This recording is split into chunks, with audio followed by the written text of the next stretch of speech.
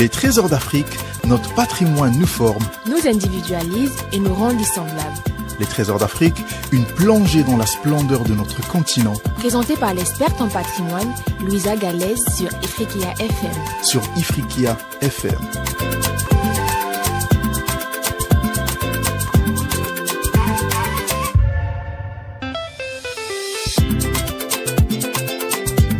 Chers amis d'Afrique et d'ailleurs, bonjour. Le Sénégal est un État d'Afrique de l'Ouest, bordé par l'océan Atlantique, quel bonheur. Connu pour ses paysages divers, abritant des animaux endémiques comme le parc national des oiseaux du Djoudj, qui est la 3e réserve ornithologique du monde. Il est inscrit d'ailleurs au patrimoine mondial de l'UNESCO depuis 1981. La capitale, Dakar, est une ville portuaire avec des quartiers célèbres comme la Médina, qui compte un nombre considérable de mosquées. Bon, je ne dis pas les noms parce qu'il y en a énormément. Il y a aussi la maison des esclaves sur l'île de Gorée, qui date de 1776. Et puis, la Casamance, qui borde le fleuve Casamance, elle est caractérisée par sa grande verdure, ses riches traditions, et la présence de plusieurs ethnies, donc plusieurs langues en même temps. Et bien sûr, Saint-Louis, à l'embouchure du fleuve Sénégal, une des plus grandes villes et la plus importante, connue pour ses maisons d'architecture coloniale et sa vieille ville. Elle est classée sur la liste du patrimoine mondial de l'UNESCO. Elle est aussi visitée pour son île, l'île de Ndar, un quartier de pêcheurs. Et puis, il y a le pont Faidherbe, inauguré en 1897, donc il a plus d'un siècle presque et demi. Et il relie le vieux quartier de l'île de Saint-Louis à la route de Dakar. Alors, pour nous accompagner dans la découverte de ces trésors du Sénégal, qu'on a plaisir à lire et aussi, j'espère, à visiter, nous avons avec nous Mahamadou Dia, un étudiant en sciences du langage. Bonjour Mahamadou. Bonjour madame, bonjour aussi aux auditeurs et auditrices d'Ifriqiya FM. Je suis ravi d'être ici avec vous. Merci beaucoup, moi de même, et nous de même. Alors d'ailleurs, j'ai pris plaisir à préparer cette introduction. Je m'y voyais vraiment et ça m'a donné envie d'y aller. Il y a beaucoup de choses à dire sur le Sénégal et pratiquement tous les pays d'Afrique, et voilà. Et donc, vous êtes de quel côté du Sénégal ? Dans quelle ville? Pour que je vous situe un petit peu dans ce patrimoine. Bon, je suis né dans la zone orientale du Sénégal. La Tambacounda. Effectivement. Plus précisément à Tambacounda. Je suis né à Tambacounda. Mon père vivait là-bas, donc il faisait son service là-bas. Maintenant, après sa retraite, nous avons déménagé pour partir dans la zone Casamance. Ah d'accord. Donc, vous l'avez mentionné tout à l'heure. Ok. Donc vous êtes vraiment dans la situation que je vais décrire et qui ne me plaît pas du tout. C'est pas la Casamance qui me plaît pas, c'est ce que je vais décrire. Plus précisément dans la région de Kolda et dans la commune de Médina Gounass. Parce qu'on se retrouve quand même, en parlant de la Casamance, on se retrouve quand même avec une situation très atypique. Je parle de la situation géographique. Alors au milieu du pays, il y a une bande comme ça qui traverse le pays, qui longe la Casamance, partant du Pacifique jusqu'au milieu du pays, mais elle longe horizontalement. C'est un long ruban d'est vers l'ouest qui coupe pratiquement le Sénégal en deux. Et c'est la Gambie, c'est un autre pays. Je trouve ça une aberration quand même. Effectivement, c'est aberrant. Quand on se base sur l'histoire, en parlant de la colonisation plus précisément, la Gambie c'est une zone où il y avait les Britanniques, les colons britanniques. Oui, c'est une colonie britannique et le Sénégal est une colonie française. D'ailleurs, capitale de l'Afrique occidentale française jadis. Du coup, maintenant, après l'indépendance et l'émancipation des peuples africains. Oui, l'un a été indépendant en 65, l'autre en 1960. Exactement. Et surtout, cette situation est due au fait que chacun voulait avoir son accès sur le Pacifique. Effectivement. Voilà, effectivement. Et donc on fromage comme ça, c'est-à-dire on coupe en morceaux de fromage. Effectivement, c'est à l'issue du conférence de Berlin en 1984 et tout, donc les autorités, les anciens colonisateurs sont réunis pour essayer de se départager en quelque sorte l'Afrique, si on peut le dire ainsi. Du coup, donc la Gambie est devenue, la Gambie est devenue vraiment une ancienne colonie des Britanniques et le Sénégal ancienne colonie des Français. Il y a eu d'ailleurs un essai de rapprochement entre les deux pays, mais jusqu'à présent ça s'est pas fait parce que ce serait plus logique d'en faire un seul pays. Il y a eu ce qu'on appelle la Sénégambie entre 82 et 89 et après c'est tombé à l'eau. Effectivement, par rapport à ça, les leaders politiques, ils ménagent aucun effort par rapport à ça parce qu'ils font de leur mieux pour essayer, parce que la Gambie, on ne peut pas dissocier de la Gambie du Sénégal. Et d'ailleurs, on ne peut même pas faire la différence entre un Gambien et un Sénégalais puisque les langues sont identiques, la culture elle est identique. même l'art culinaire, il ne se différencie pas de l'art culinaire. Mais un peu juste de l'accent, juste un peu, en parlant par exemple, on peut faire la différence entre la Gambie et le Sénégal par le biais de l'accent. Quand on entend un Gambien parler, là on sait que cette personne, elle est née en Gambie ou elle a fait toute sa vie en Gambie, contrairement à un Sénégalais. Quelqu'un d'autre qui a vécu au Sénégal. Ah. Justement, en parlant du Sénégal, j'ai trouvé le sens donné au mot Sénégal assez hétéroclite, c'est-à-dire que chacun donne sa théorie. J'en ai relevé 2. Alors, le mot Sénégal est ce qu'il y a de le plus connu en Afrique. Bon, on parle de Sénégal, surtout en partant de l'Afrique. On emploie le mot Sénégal pratiquement pour parler de toute l'Afrique. Aussi, c'est le symbole de la négritude tel que vu par Edmond Tutu et tel que vu aussi par, comment il s'appelle, Frantz Fanon. On pense plus au Sénégal qu'à un autre pays. Peut-être l'Afrique du Sud, à cause de la personnalité même de Mandela. Sinon, le Sénégal, c'est ce qui nous vient en tête, nous, en Afrique du Nord, quand on parle de l'Afrique. Et puis, il représente les traditions africaines en général. Nous avons énormément de groupes de chanteurs qu'on appelle des Sénégalais, Séléganes. Et donc, je me suis un petit peu penchée sur le sens du terme sénégalais et j'ai été quand même ravie. Alors, pour commencer, est-ce que vous savez, ou alors vous avez une théorie sur le terme Sénégal lui-même? Alors, étant jeune, il y avait un artiste qui chantait, je pense que c'est Youssou Ndour, avec son compagnon Mbaye Gueye Faye. Il disait Sénégal, Sunugal, Sunugay Ndiaye. Ceci dit, Sénégal, Sunugal.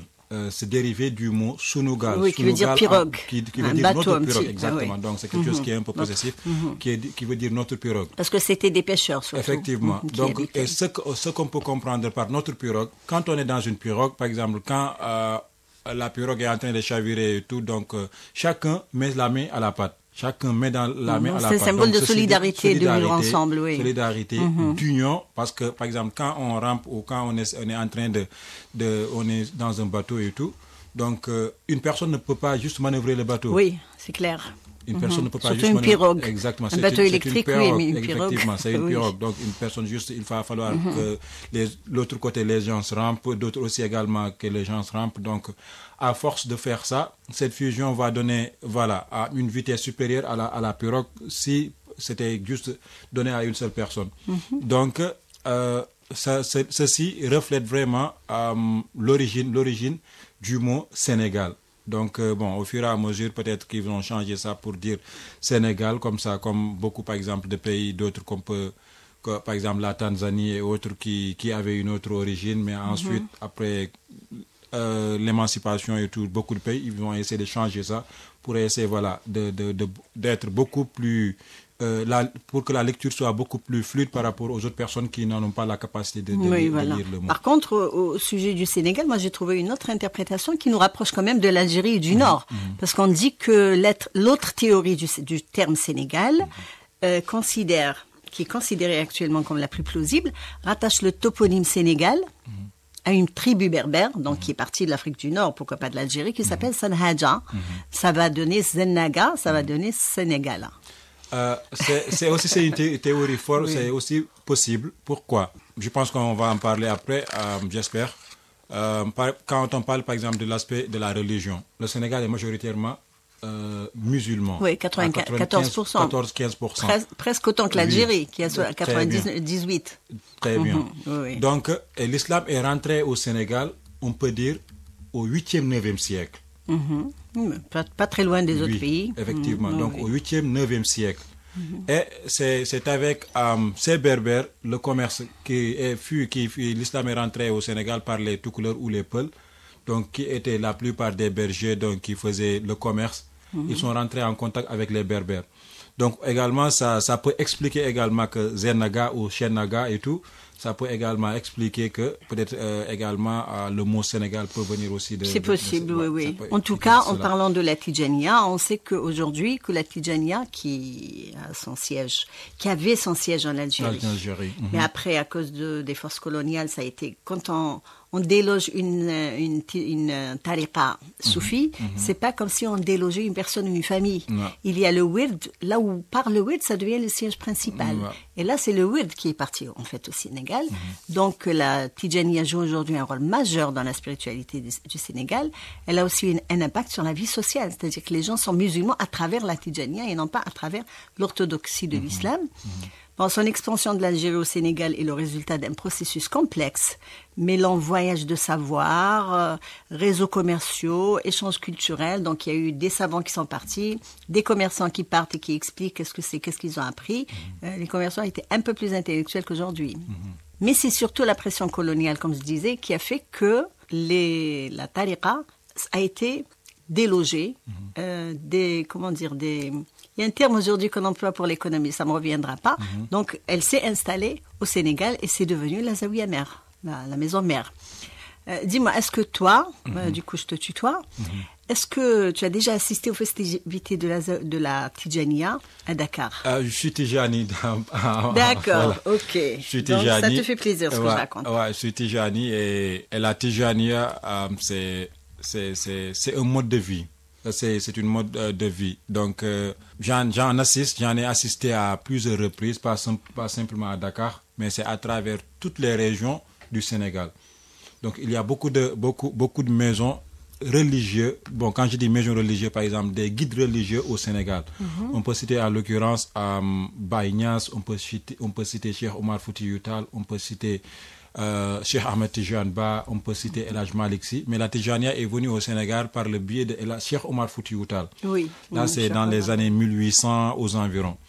Oui, juste après sa naissance, parce que c'est une des dernières tariqas qui existent dans le monde. Hein. Exactement. Donc, la tariqa, c'est un mode de vie en quelque sorte. Donc, c'est parce que ça fait partie, ça renforce la connexion entre le croyant et son Dieu.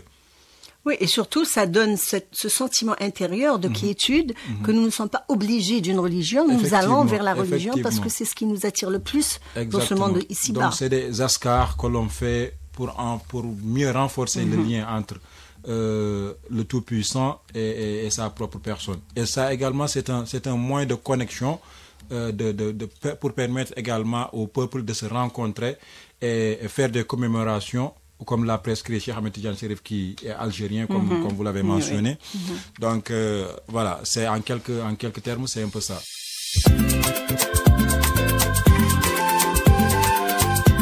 Les trésors d'Afrique, notre patrimoine nous forme, nous individualise et nous rend semblables.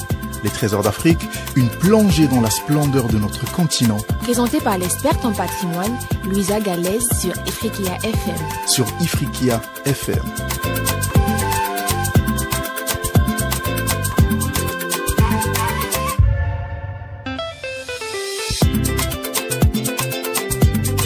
Nous sommes sur Ifriqiya FM.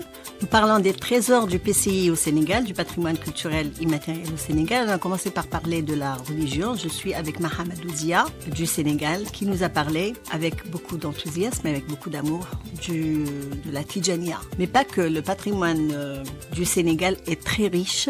Alors nous avons quelques éléments qui sont inscrits au patrimoine culturel de l'UNESCO, patrimoine culturel immatériel de l'UNESCO, de la Convention 2003. Je cite le Seboudjen, art culinaire du Sénégal. On peut aussi dire Tiboudjen. C'est un plat sénégalais composé de riz et de poisson et de légumes. D'ailleurs, Tsebou signifie riz et Djen signifie poisson. Oh, effectivement. Donc, on a vite fait le tour. Je continue les éléments classés, puis après, on va parler de... Après, je te donne la parole. D'accord. Alors, non, je la donne avant parce que il y a une cérémonie divinatoire chez les Sérères du Sénégal qui s'appelle le Khoy. Le Khoy. Le Khoy. Oui, alors ça s'écrit X-O-O-Y, mais le X se prononce Kha. Kha avec la gorge pleine. Ouais. Le Khoy, une cérémonie divinatoire chez les Sérères du Sénégal, classée en 2013. Le précédent, le Tiboudjen, a été classé en 2021. Donc, le Khoy est un événement majeur de l'agenda culturel national. Il constitue un espace privilégié d'expression et de valorisation du patrimoine culturel sérère. Les saltigués sont les médiums vivants du Khoy. Ils préservent et transmettent les connaissances ésotériques essentielles à la cérémonie. Et puis nous avons un peu plus ancien dans l'inscription, le Kankourang. Le Kankourang. Le Kankourang. Kankourang. Rite d'initiation mandingue, classé par la Gambie et le Sénégal. Là, ils étaient deux, donc les relations étaient beaucoup mieux, étaient meilleures. Le Kankourang est un rite initiatique pratiqué dans les provinces mandingues du Sénégal et de la Gambie, correspondant à la Casamance, donc dont on parlait tout à l'heure, et dans la ville d'Umbour. Selon la tradition, le Kankourang serait issu du Komo, une société secrète de chasseurs dont l'organisation et les pratiques ésotériques ont contribué à l'émergence des mandingues. Tout ça, ça fait beaucoup d'ésotérisme, ça fait beaucoup de spiritualité, c'est extraordinaire. À part le riz et le poisson, qui est tout aussi spirituel. Vous savez, l'Afrique, de manière générale, l'Afrique avait cette tradition avant que cela soit les religions islamiques, chrétiennes et autres. Nous avions notre tradition, nous avions des valeurs, et les valeurs nous en avons toujours, les traditions nous en avons également toujours. Mais il y a de ces pratiques, par exemple, comme par exemple le khoy, cela permettait à la communauté sérère de communiquer aussi de faire des présages pour essayer comment dire, pour essayer, par exemple, à l'entame de chaque saison des pluies, ils se réunissaient pour essayer de donner des recommandations.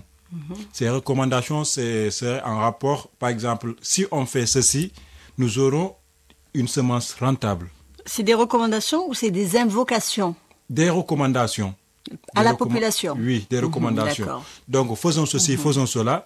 Pour qu'il pleuve. Exactement, pour qu'il pleuve. Parce que c'est quand même un pays assez sec, hein? Oui. Il pleut que d'habitude 3 mois au maximum.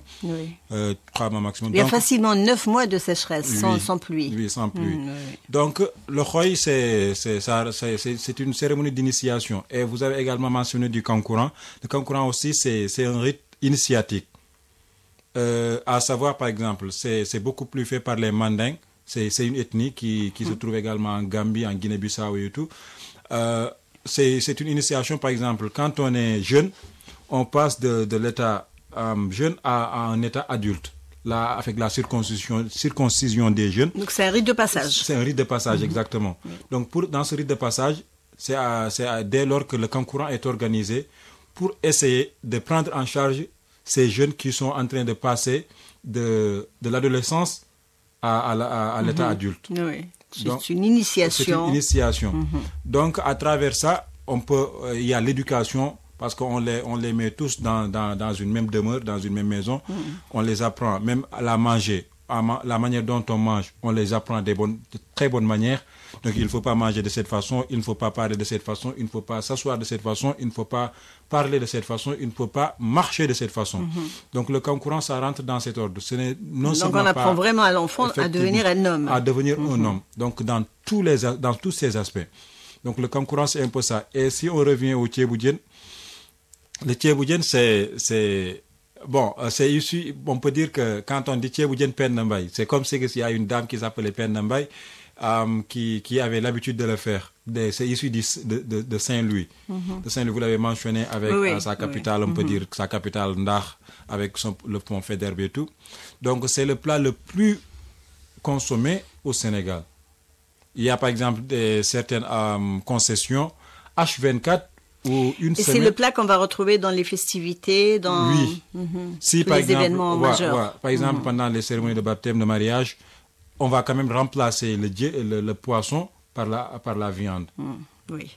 Mais la recette, elle ne va pas changer, excepté le poisson qu'on remplace par la viande. Très bien. Mais la recette, elle va rester la même. Mais on a aussi d'autres phénomènes, à part ces 3 éléments qui sont classés. Après, le patrimoine du Sénégal, on n'en finira pas d'en parler, hein. Il y a, j'ai dit, en ce qui concerne le patrimoine religieux, en dehors de la Tidjaniya, nous avons aussi la Moulidia. Et il y a des festivals culturels, de la musique et des arts. Le Dakar Biennale, qui est un festival qui a lieu tous les 2 ans. Le Festival international du film de Dakar. On peut compter plusieurs danses, comme le sabar, qui accompagne les cérémonies et festivités. Le mbalar. C'est un genre musical populaire, un mélange unique de rythmes traditionnels africains et de musique moderne, popularisé par des artistes tels que Youssouf N'Dour. Et puis, on trouve au Sénégal plusieurs langues parlées. Et c'est à ça que je voulais en venir. Donc, les langues au Sénégal, il y a quoi? Une dizaine, plus, moins? On peut dire plus. Parce qu'en Afrique, il y a quand même 2000 langues. En Afrique, on a environ plus de 2000 langues. Au Sénégal, moi, d'ailleurs... La langue la plus parlée, c'est le Wolof. Le Wolof. Le Wolof, c'est la langue la plus parlée. Bien sûr, la langue officielle, c'est le français. Oui, la langue officielle, c'est le français. Le Wolof, c'est la langue la plus parlée. Pas que la communauté Wolof, elle est beaucoup plus dense qu'au Sénégal. Au Sénégal, non. C'était juste la plupart des Wolofs, c'était des commerçants, c'était des cultivateurs et des commerçants. Donc, quand ils partent pour faire l'exposition de leurs marchandises et tout, donc les clients qui venaient, ils étaient obligés, c'était une langue vernaculaire. Au fur et à mesure maintenant que voilà, l'échange, le commerce et tout, donc les autres ont appris à parler le Wolof. Donc c'est devenu une langue nationale. Moi en personne par exemple, je ne suis pas Wolof, mais je parle très bien le Wolof. Ah ben très bien alors. Je parle très bien le Wolof. Il faudrait qu'un jour on fasse un essai. En dehors de la maison, on parle que le Wolof. Donc partout où tu vas, que vous pouvez être, on va parler que le Wolof. Donc maintenant quand alors, on est chez soi... il y a le Bambara, le Konyagi, il y a le Djola, il y a le Serer, le Malinké, le Papel. Le Papel, il y a le Bassari quand même, je connais. Bassari, oui. Le Bassari, il y a également une communauté Bassari. Donc, chaque ethnie a sa propre langue. Donc, ce qui fait la diversité culturelle du Sénégal. Il y a quand même des enfants qui parlent plusieurs langues de plusieurs ethnies, alors on fait presque plus la différence aujourd'hui, que les enfants vont à l'école. Moi, je suis un exemple, par exemple. Voilà. J'en suis un, par exemple. Moi, je parle pratiquement 3 langues. D'accord. 3 langues africaines. Oui, 3 langues africaines, juste du Sénégal, oui.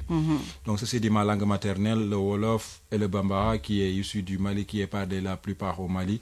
Mais également, nous avons des Sénégalais qui sont également des Bambara. Donc, en raison des connaissances que j'ai, mes amis, donc on est jeunes, on ne peut pas dire qu'on doit être ami avec cette personne, mais quand on part à l'école, on rencontre différents types de personnes avec différents backgrounds de culture. Donc, par le biais de cet environnement, j'ai pu me familiariser avec ces langues et je peux les parler couramment. Ce qui me permet donc de parler un petit peu de la poésie et des écrits. Il y a aussi énormément de poètes, poètes de façon, dirais-je, de définition académique et poètes de définition populaire. C'est-à-dire que la poésie, c'est une deuxième façon de s'exprimer au Sénégal. Effectivement. Parlant de la poésie aussi, c'est une méthode, c'est une forme d'expression en Afrique et plus précisément au Sénégal. Nous avions et que nous avons jusqu'à présent ce que nous appelons les griots. Oui. Avant l'émancipation, avant qu'on arrive... C'est des gardiens de la mémoire collective. De la mémoire collective. Avant qu'on en parle des Aimé Césaire, David Diop ou Léopold Sédar Senghor qui fut le premier président du Sénégal. Oui. Il y avait, avant cela, il n'y avait pas... Qui était le premier à avoir fait... avoir passé le diplôme des Français purement français, enfin en France. Effectivement. Qui a été à l'Académie française. Pratiquement, il a étudié, il a fait sa vie en France et tout. Donc, le griotisme, si je peux dire ainsi, c'était le griotisme, donc tu en fais carrément un concept. Oui, c'est pas mal ça. Donc, je vais dire le griotisme, par exemple, c'est une forme d'expression. Faire louange des empires, des royaumes. Parce qu'au début, avant l'expansion des colons, avant l'arrivée des colons, il y avait des royaumes au Sénégal. Oui, il y en avait même plusieurs, des royaumes. Effectivement, il y avait plusieurs royaumes au Sénégal. Maintenant, ces rois, ils avaient besoin d'un griot. Et ce griot pour parler de... C'est un petit peu leur directeur de la communication. Effectivement, exactement, si on peut dire ainsi. C'était le directeur de la communication qui est chargé de la communication. Roi, et aussi, si par exemple, il y avait un conflit entre les empires, c'était le griot qui sera le médiateur. Oui. C'est les griots qui en seront les médiateurs. Maintenant, chaque empire avait, ou chaque concession, ou chaque famille, ils avaient leur griot. Maintenant, la communication passait entre eux. C'était également des conseillers, chargés non seulement de la communication, mais également c'était des conseillers. Maintenant, après, au fur et à mesure de l'émancipation, avec le mouvement de la négritude, qui a été initié par les Léon Contran Damas, Léopold Sédar Senghor, Aimé Césaire et autres, et d'autres auteurs africains, d'autres poètes africains. Donc, on est passé de et cet non-africains aspect... d'ailleurs, parce que les Martiniquais, ils ont marché avec nous. Effectivement, ouais. Donc, donc, ils sont passés, voilà, de cette poésie orale à la poésie écrite. Donc, ils sont passés de la poésie orale à la poésie écrite. Parce que le griot, la poésie orale, c'était juste le griotisme, c'était juste quelque chose qu'on faisait à l'oral. Mais maintenant, ils sont passés de cette étape de l'oral à l'écrit. Maintenant, c'est devenu la poésie moderne avec l'émancipation voilà, de la race noire, de la négritude en l'occurrence. Donc, ils ont essayé voilà, de transcrire toutes les connaissances qu'ils connaissaient au début, juste qu'on les racontait en voix orale. Maintenant, ils ont essayé de transcrire ça avant que cela se perde. Ce qui est très bien pour la protection et la sauvegarde. Effectivement. Mais bon, ça perd quand même cette magie du griot qui marche dans la rue et qui raconte, qui récite des textes interminables. Effectivement. Est-ce que l'école prend ça en considération? Est-ce qu'on retrouve cette magie à l'école? Est-ce que l'école enseigne quand même aux enfants ce que font les griots? Rapidement. Bien sûr, bien sûr. Par le biais de l'école, j'ai appris beaucoup de choses par rapport au griotisme, par rapport à la poésie, par rapport aux contes et légendes. Et à la maison aussi, non seulement à l'école, mais aussi à la maison, par exemple. Il y avait nos parents ou grands-parents, par exemple, à un moment donné, pratiquement à 18h après qu'on ait pris le dîner et tout, donc ils nous racontaient des contes, devinettes et charades. Maintenant, c'est par le biais de ça qu'on parvient vraiment à se conformer, à avoir cette notion de la poésie orale. Oui, et puis d'avoir un sentiment d'appartenance à la nation, exactement. À la nation qui nous a donné la vie et qui nous a vu naître et que nous avons vu où nous avons grandi. Effectivement. Donc, à part donc toute cette spiritualité et toute cette oralité, au Sénégal, nous avons quand même des traditions pratiques, comme les tissus ou le tissage. Le tissu sénégalais est très connu. Nous avons aussi des sculptures, de la poterie, enfin l'artisanat en général, incluant les masques, les statuettes, la poterie avec toutes les formes que nous avons. Donc tout ça, malheureusement, on n'a pas le temps d'en parler. Il y a quelque chose qui fait quand même partie du décor. J'aimerais juste qu'on dise 2 mots dessus. C'est l'arbre à palabres. Est-ce que ça a vraiment du sens chez vous? L'arbre au souhait, ou l'arbre à palabres, ou l'arbre aux idées? Oui, ça a du sens et au premier sens du terme. Je vais dire au premier sens du terme. D'accord, c'est-à-dire? Sous l'arbre à palabres, c'est là où se décident beaucoup de choses. D'accord. Oui. C'est là où se décide beaucoup de choses. Donc c'est vraiment significatif. Oui, c'est là où se passaient des réunions. C'est une deuxième zaouïa. Effectivement. C'est ce que l'on appelait, on peut dire, je peux le qualifier ainsi, c'était le QG des populations. Très bien. C'est là-bas qui était le quartier général des populations. S'il y avait quelque chose de différent entre 2 communautés, c'est l'arbre à palabres qui sera le QG. C'est là-bas qu'on va régler tous les problèmes, tous les maux de la société, apporter des solutions.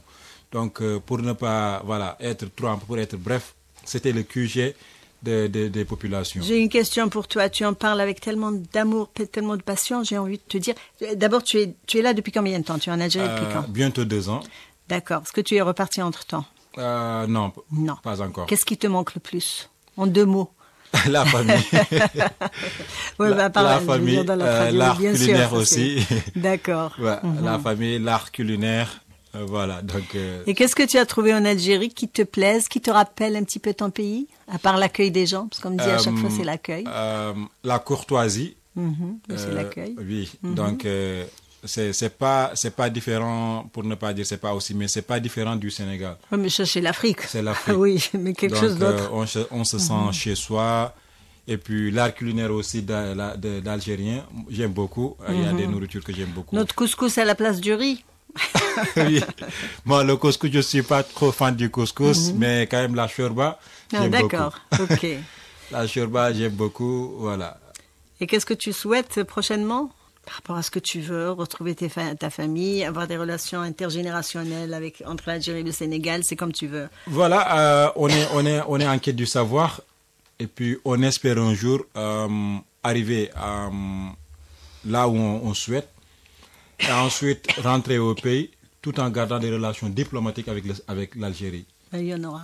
Donc c'est une chose qui est vraiment importante parce que l'Algérie, on ne peut pas dissocier l'Algérie et on ne peut pas faire la différence entre l'Algérie et autres, donc, et les autres pays. Très bien, alors sur ces jolies paroles, je pense qu'on va se quitter, on ne va pas poser plus de questions. Chers amis d'Afrique et d'ailleurs, je vous souhaite une bonne semaine.